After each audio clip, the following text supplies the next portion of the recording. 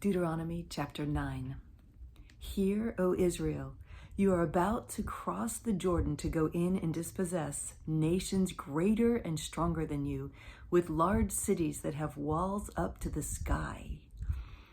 The people are strong and tall, Anakites. You know about them and have heard it said, who can stand up against the Anakites? But be assured today that the Lord your God is the one who goes across ahead of you like a devouring fire. He will destroy them. He will subdue them before you, and you will drive them out and annihilate them quickly, as the Lord has promised you. After the Lord your God has driven them out before you, do not say to yourself, the Lord has brought me here to take possession of this land because of my righteousness. No, it is on account of the wickedness of these nations that the Lord is going to drive them out before you. It is not because of your righteousness or your integrity that you're going in to take possession of their land, but on account of the wickedness of these nations, the Lord your God will drive them out before you to accomplish what he swore to your fathers, to Abraham, Isaac, and Jacob. Understand then that it is not because of your righteousness that the Lord your God has given you this good land to possess, for you are a stiff-necked people. Wow. Remember this and never forget how you provoked the Lord your God to anger in the desert. From the day you left Egypt until you arrived here, you have been rebellious against the Lord. At Horeb, you aroused the Lord's wrath so that he was angry enough to destroy you.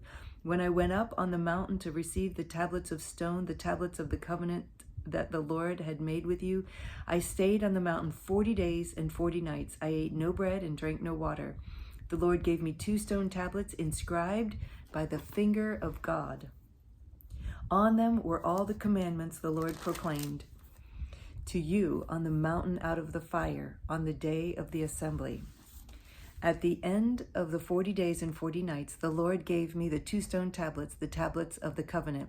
Then the Lord told me, go down from here at once, because your people whom you brought out of Egypt have become corrupt. They have turned away quickly from what I commanded them and have made a cast idol for themselves. And the Lord said to me, I have seen this people, and they are a stiff-necked people indeed. Let me alone so that I may destroy them and blot out their name from under heaven, and I will make you into a nation stronger and more numerous than they. So I turned and went down from the mountain while it was ablaze with fire, and the 2 tablets of the covenant were in my hands.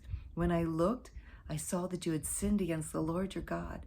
You had made for yourselves an idol cast in the shape of a calf. You had turned aside quickly from the way the Lord had commanded you.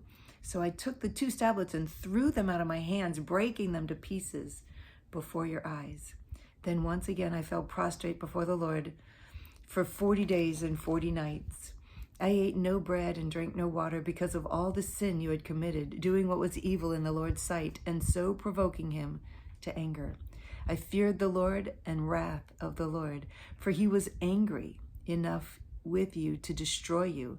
But again, the Lord listened to me. And the Lord was angry enough with Aaron to destroy him. But at that time I prayed for Aaron too. Also I took that sinful thing of yours, the calf you had made, and burned it in the fire. Then I crushed it and ground it to powder as fine as dust and threw the dust into the stream that flowed down the mountain. You also made the Lord angry at Taberah, at Massa, and at Kibroth Hattaavah. But when the Lord sent you out from Kadesh Barnea, he said, go up and take possession of the land I have given you. But you rebelled against the command of the Lord your God. You did not trust him or obey him. You have been rebellious against the Lord ever since I have known you. I lay prostrate before the Lord for 40 days and 40 nights because the Lord had said he would destroy you. I prayed to the Lord and said, O sovereign Lord, do not destroy your people, your own inheritance that you redeemed by your great power and brought out of Egypt with a mighty hand. Remember your servants Abraham, Isaac, and Jacob. Overlook the stubbornness of the people, their wickedness and their sin. Otherwise, the country from which you brought us will say, because the Lord has not able to take them into the land he promised them, and because he hated them, he brought them out to put them to death in the desert. But they are your people, your inheritance that you brought out by your great power in your outstretched arm. That's good. Deuteronomy chapter 10. At that time the Lord said to me, chisel out 2 stone tablets like the first ones and come up to me on the mountain. Also make a wooden chest. I will write on the tablets the words that were on the first tablets which you broke. Then you are to put them in the chest. So I made the ark out of acacia wood and chiseled out 2 stone tablets like the first ones, and I went up on the mountain with the 2 tablets in my hands. The Lord wrote on these tablets what he had written before, the 10 commandments he had proclaimed to you on the mountain out of the fire on the day of the assembly. And the Lord gave them to me. Then I came back down the mountain and put the tablets in the ark I had made, as the Lord commanded me, and they are there now. The Israelites traveled from the wells of the Janakites to Masarah. There Aaron died and was buried, and Eleazar his son succeeded him as priest. From there they traveled to Gudgodah, and on the Jotbathah, a land with streams of water. At that time, the Lord set apart the tribe of Levi to carry the ark of the covenant of the Lord, to stand before the Lord, to minister, and to pronounce blessings in his name, as they still do today. That's why the Levites have no share or inheritance among their brothers. The Lord is their inheritance, as the Lord your God told them. Now I had stayed on the mountain 40 days and 40 nights, as I did the first time, and the Lord listened to me at this time also. It was not his will to destroy you. Go, the Lord said to me, and lead the people on their way, so that they may enter and possess the land that I swore to their fathers and give them. And now, O Israel, what does the Lord your God ask of you? But to fear the Lord your God, to walk in his ways, to love him, to serve the Lord your God with all your heart and with all your soul, and to observe the Lord's commands and decrees that I am giving you today for your own good. To the Lord your God belong the heavens, even the highest heavens, the earth and everything in it. Yet the Lord set his affection on your forefathers and loved them, and he chose you, their descendants, above all the nations as it is today. Circumcise your hearts, therefore, and do not be stiff-necked any longer. For the Lord your God is God of gods and Lord of lords, the great God, mighty and awesome, who shows no partiality and accepts no bribes. He defends the cause of the fatherless and the widow, and loves the alien, giving him food and clothing. And you are to love those who are aliens, for you yourselves were aliens in Egypt. Fear the Lord your God and serve him. Hold fast to him and take your oaths in his name. He is your praise. He is your God, who performed for you those great and awesome wonders you saw with your own eyes.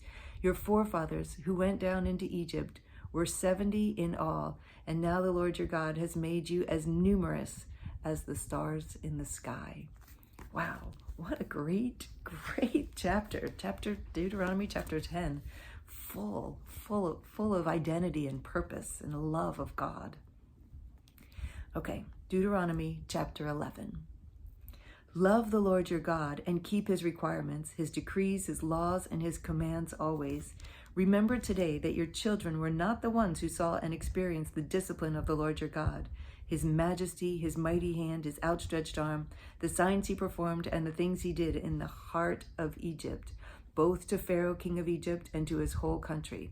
What he did to the Egyptian army, to its horses and chariots, how he overwhelmed them with the waters of the Red Sea as they were pursuing you, and how the Lord brought lasting ruin on them.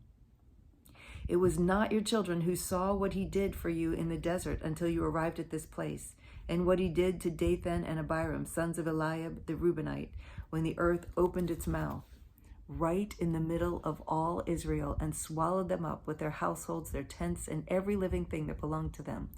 But it was your own eyes that saw all these great things the Lord has done. Observe, therefore, all the commands I am giving you today, so that you may have the strength to go in and take over the land that you are crossing the Jordan to possess, and so that you may live long in the land that the Lord swore to your forefathers to give to them and their descendants, a land flowing with milk and honey. The land you are entering to take over is not like the land of Egypt from which you have come, where you planted your seed and irrigated it by foot as in the vegetable garden. But the land you are crossing the Jordan to take possession of is a land of mountains and valleys that drinks rain from heaven. It is a land the Lord your God cares for. The eyes of the Lord your God are continually on it from the beginning of the year till its end. Wow.